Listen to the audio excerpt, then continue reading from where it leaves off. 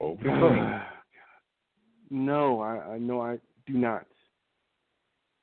You've never peeped one time, No, even as a why child. would I want to peep? No, why? Who gets questions, man? No, I never peeped at no dude in a song. Why would I do that for?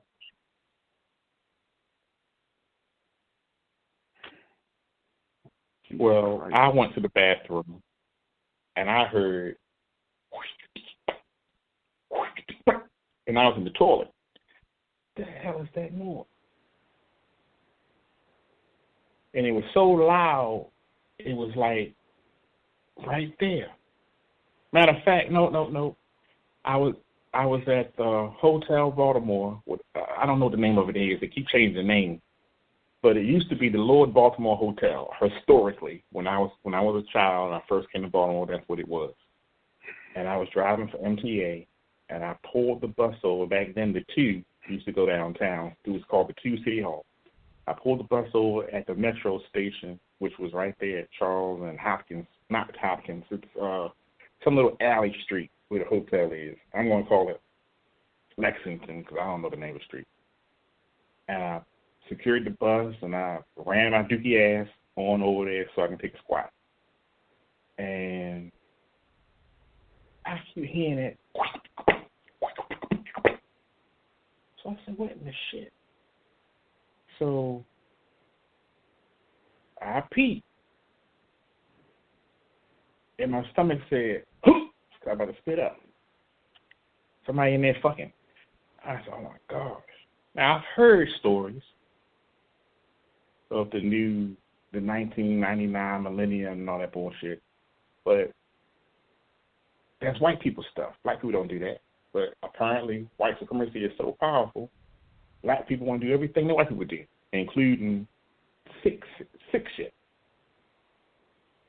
So I guess he was spitting on the other guy to do whatever he was doing.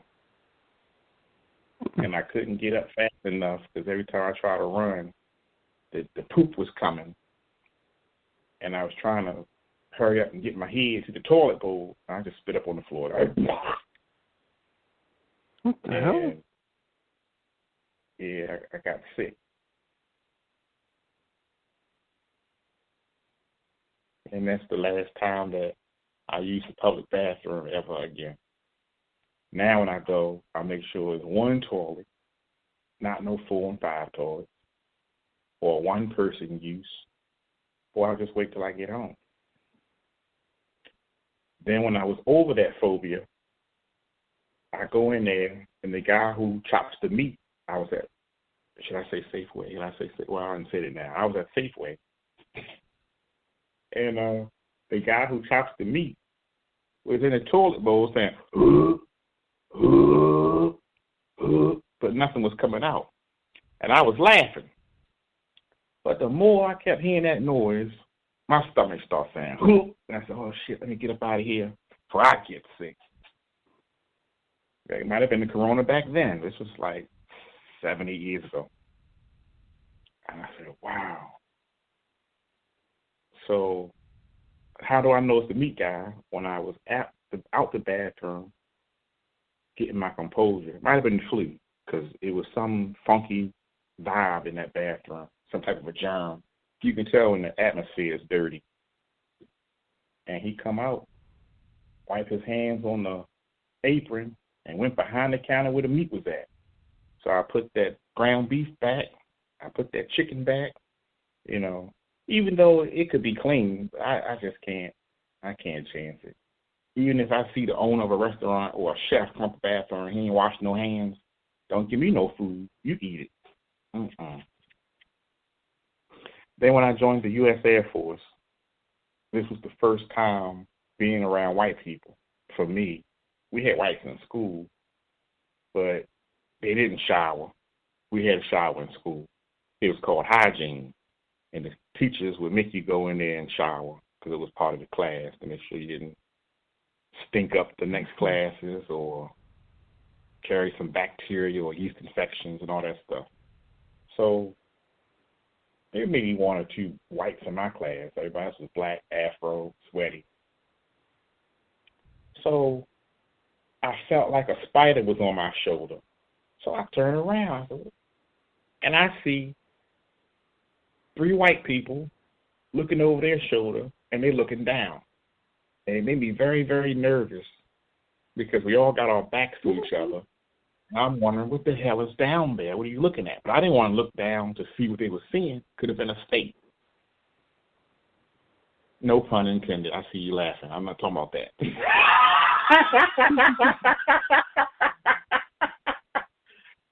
Get your mind out the gutter.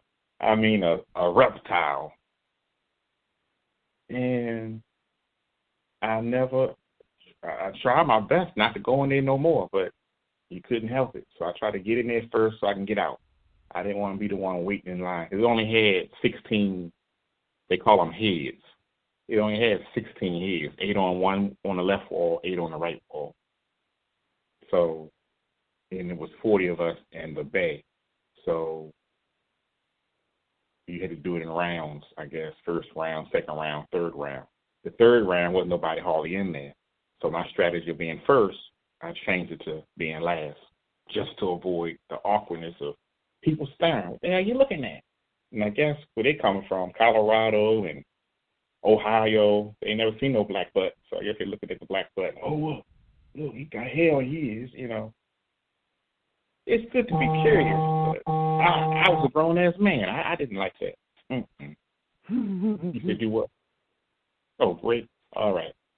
Yes, we'll take a quick break, and we'll be back with Have You Ever? We get the 2 more out the way so we can go on with the show.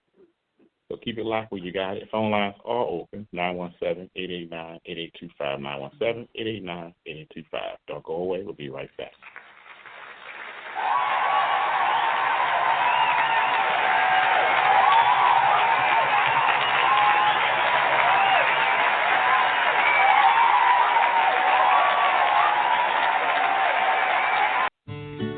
The word real has lost its meaning these days. There's too much fake out there. Real food means fresh food. Fake food means processed food. It's as simple as that. Well, here at Chipotle Mexican Grill, we source the best ingredients that we can find and prepare them by hand. That's real. That's fresh. We're all about preparing food without added colors, flavors, or preservatives. Just genuine raw ingredients and their individual flavors. We source from farms rather than factories and spend a lot more time on our ingredients than many other restaurants. We wouldn't have it any other way. Fake and processed food is never a problem at Chipotle. We have a skilled crew who take the time to use our fresh ingredients to prepare only the best meals to come out of our restaurants. Because that's how we roll. Chipotle Mexican Grill. We do it fresh.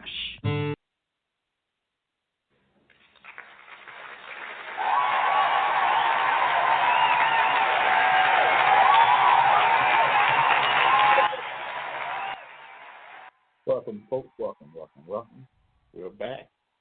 I'm your host, Dr. Q. Co-host is Green Bean. Say hello, Green. Hello, everybody. Hello. Welcome back. During the break, they were telling me I'm weird. I said, well, I can't help that Green hasn't been exposed to nothing but the inside of the shoebox. It's just weird things happen for weird reasons. But have I peeped to be peeping at somebody? No, I wasn't peeping to be peeping at nobody.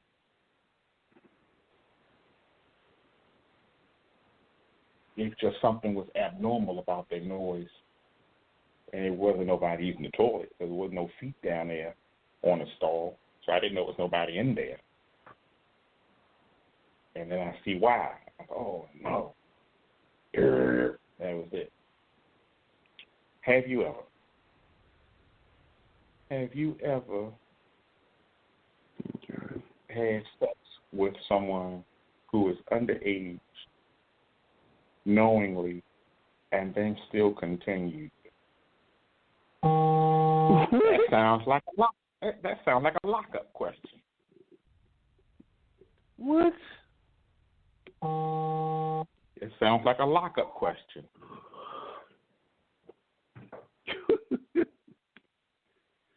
Oh my God! Oh my God! These young girls scare me, so no. The young girls scare you.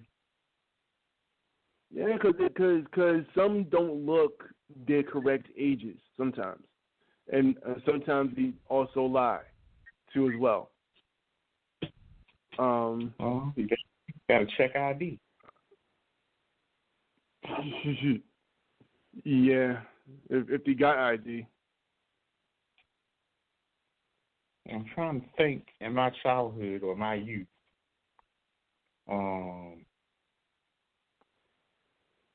Have I ever knowingly? No, never knowingly. I've been in a situation. There used to be this little chat line called Night Talk or whatever. It's no longer in use. I guess Junkies was on it or something. I don't know. A lot of stuff people say, I don't know what it means. Like when people say, did you party? I have no clue. I learned from Cody, it means, do I get high? What? So, nonsense. Just ask people questions and stop trying to sugarcoat everything. I've never been a good sugarcoater. So if I was making donuts, they'd all be stale because I don't sugar nothing. I don't coat nothing with sugar. But I was driving the van for a flower delivery service, and I met this girl, Crystal something, I can't recall. And being frisky as I was, I had pulled behind a building, and we was just sitting there kissing. For some reason, she decided to take off her top. Okay. Then all of a sudden, I see a big old spotlight. Boom. I said, who the hell is that? With the spotlight on. Some perv, because the light was on for a good 5 or 6 minutes before the red and blue lights came on. So he was up there probably getting the show. And I'm sitting in the back. So I'm not even in the driver's seat to be able to move. And I'm not going to get out now to look suspicious. So I had to climb over the seats to get to the front. And I remember the cop saying, what y'all doing? How old you is? You know, I can't stand nigga talk. I was more offended with the nigga talk than the traffic stop. How old you is? So she said 18. He says, what year was you born? Don't try to do the math. Don't. And I got nervous because she had to stutter to get her year. You know what year you born. Don't try to do the math. Spit it out. And I'm like, oh, my gosh. Now, you know if you're 18, but you're 17, you know how to add a year. If you got to do the math, goddamn, how young were you? I said, oh, shit, I got to explain to my mama how I got here with this girl.